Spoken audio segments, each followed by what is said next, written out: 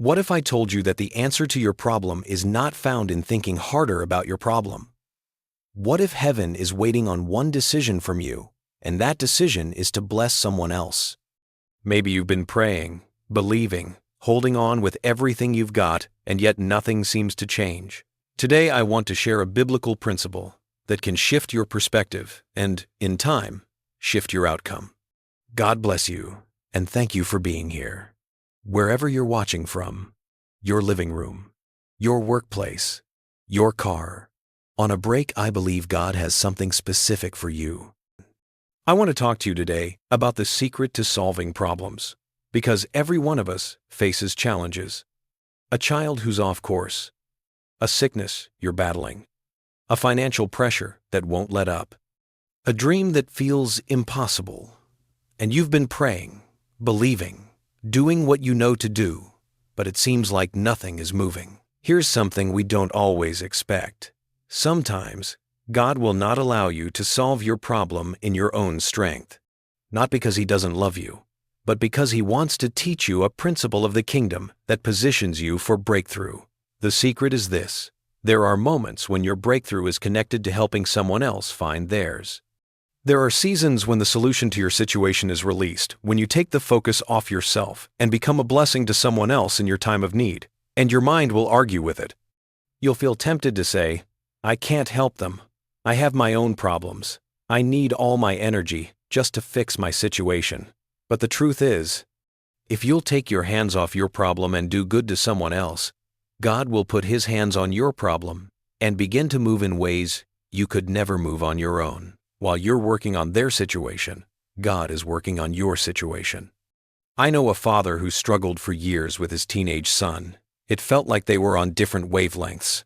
He tried to be loving, kind, understanding, but they didn't connect, and it always ended in an argument. He prayed about it, quoted scripture, asked God to help him, but nothing was improving.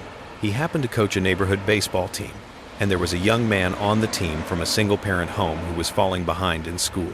When the father learned that, he took that young man under his wing. He started bringing him home after practice, along with his own son, tutoring him, mentoring him, becoming a steady father figure in that young man's life. About 6 months later, something began to shift. His relationship with his own son started improving. They got closer, started doing things together, and today they are the best of friends. The key to solving his problem wasn't simply praying harder or trying more techniques. It was helping someone else solve their problem. Scripture reveals this principle clearly. Job endured intense suffering, and he certainly prayed for himself. He cried out, he believed, he asked God to restore him. But the turning point came when he lifted his eyes beyond himself. Job 42:10 says, "And the Lord restored the fortunes of Job when he had prayed for his friends." That verse is not saying prayer for yourself is wrong. It's saying there are times your release is connected to your generosity, your willingness to intercede for others, to love others, and to serve even while you're hurting. Sometimes, your breakthrough is attached to helping someone else reach theirs. So if you've been praying diligently and standing strong in faith, but nothing is improving, it may be time to go be a blessing in a practical way. Look around and ask, where is a need I can meet? Who can I encourage? Who can I pray for? Who can I help take one step forward? Go pray for that neighbor who isn't feeling well. Go strengthen that coworker who is struggling. Go help that friend move closer to their dream. As you sow that seed, you may not see it immediately, but God is aligning things behind the scenes, the promotion, the breakthrough, the healing, the right connections. You cannot sow a seed without eventually reaping a harvest. When I was a child, our church was growing and we needed to expand. We needed finances and resources. Not far away, there was a small Spanish-speaking church that had begun construction on a modest new building, but the work stopped. Month after month, nothing moved because they ran out of funds. My father didn't know anyone there and had never even met the pastor. But one day he stopped, asked questions, and learned they needed help. Here's the part that doesn't make sense in the natural. We also needed the money for our own expansion, but my father told the congregation that instead of giving toward our building project, We were going to take up an offering for theirs.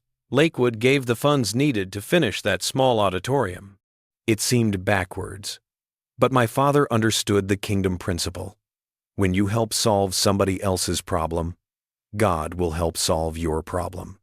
Proverbs 11:24 says, "One gives freely, yet grows all the richer. Another withholds what he should give, and only suffers want." God's ways are not our ways. Everything in you may say, "I can't help others until my situation is fixed." But sometimes, helping others is exactly what causes your situation to turn. You would think giving away those funds would have delayed our expansion, but it did the opposite. The resources came in for the foundation, the structure, the seating, the equipment, and the building was completed debt-free.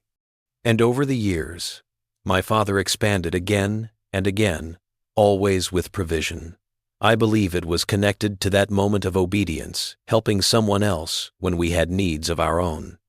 And understand this, sowing is not only financial. You can sow encouragement, you can sow time, you can sow attention, you can sow skills. You can visit someone in the hospital and lift their spirit. You can call a friend and speak hope into their future. You can bring a meal to an elderly neighbor. Proverbs 3:27 says, "Do not withhold good from those to whom it is due, when it is in your power to do it. When it's within your ability to bless, don't delay." When you help solve their problem, you're not only being kind, you are setting a miracle in motion for yourself. Jesus taught the principle of return when he said in Luke 6:38, "Give, and it will be given to you. Good measure, pressed down, shaken together, running over, will be put into your lap." God is not limited to giving back in the same proportion. He can return it with overflow. There's another picture I want to place in your spirit today. The camels are coming. You may not see anything changing, but that does not mean God is not working. In the life of Joseph, everything looked delayed and unfair. He had a dream, but he was betrayed by his brothers, thrown into a pit, sold into slavery, and later imprisoned. Joseph had every reason to live bitter and inward, every reason to say, "I'm not helping anybody until God helps me." But Joseph chose a different spirit. In Potiphar's house, he solved problems, managed responsibilities, brought order and excellence. Even in prison, he served and helped others. When two prisoners were troubled by dreams, Joseph didn't dismiss them. He interpreted their dreams and served them with compassion. Years later, Pharaoh had a dream no one could interpret, and the former prisoner remembered Joseph because Joseph had helped him when Joseph himself was suffering. Joseph was brought before Pharaoh, interpreted the dream, and provided strategy for the coming famine. Pharaoh elevated Joseph to a position of leadership because Joseph had become a solution carrier. Notice what was happening. While Joseph was working on Pharaoh's problem, God was working on Joseph's problem. Joseph longed for his family. He thought the story was over. But behind the scenes, God was moving people and circumstances. Scripture shows that Joseph's brothers eventually traveled to Egypt for food because the only supply was under Joseph's leadership. Joseph could not see it, but the camels were being loaded up. The door was about to open. What he thought would never happen was on the way. And I want you to hear this personally. God sees your faithfulness. He sees you helping others when you need help. He sees you encouraging someone else when you yourself feel discouraged. He sees you praying for someone's healing while you're fighting your own battle. You may feel like nothing is happening, but heaven is moving. The camels are coming. The right connection is coming. The breakthrough is coming. The healing is coming. The door is coming. It may not arrive the way you imagined, but God is faithful to finish what He started. This principle even stretches beyond your lifetime. In 2 Kings 19, King Hezekiah faced the Assyrian army, a force far stronger than Judah.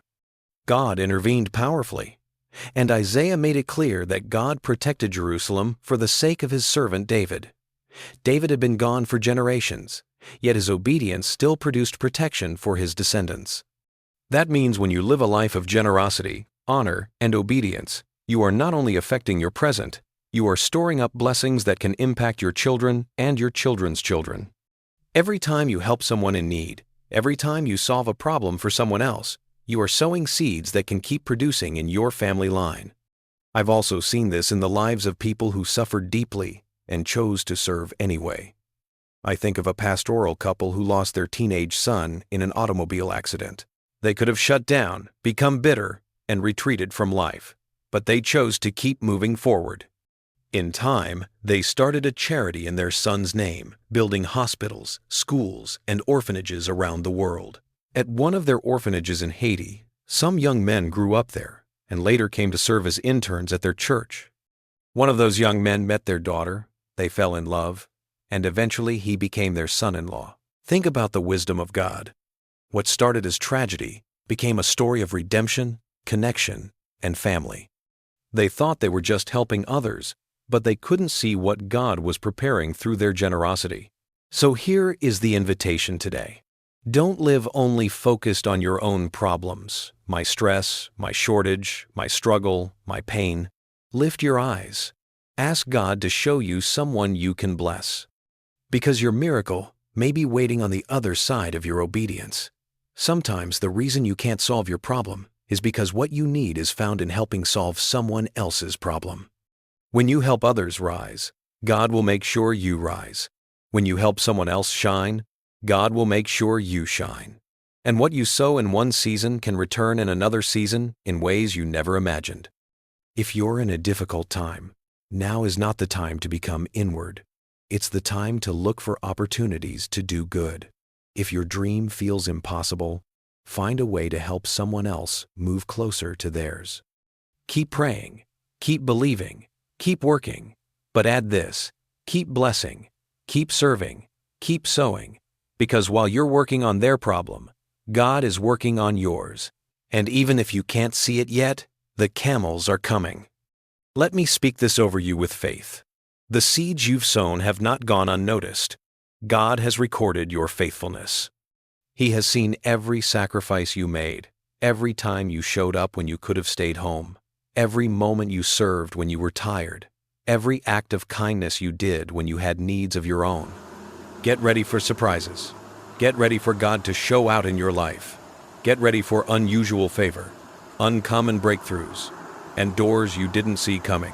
What God started, He will finish, and it will lead you into the fullness of what He has promised.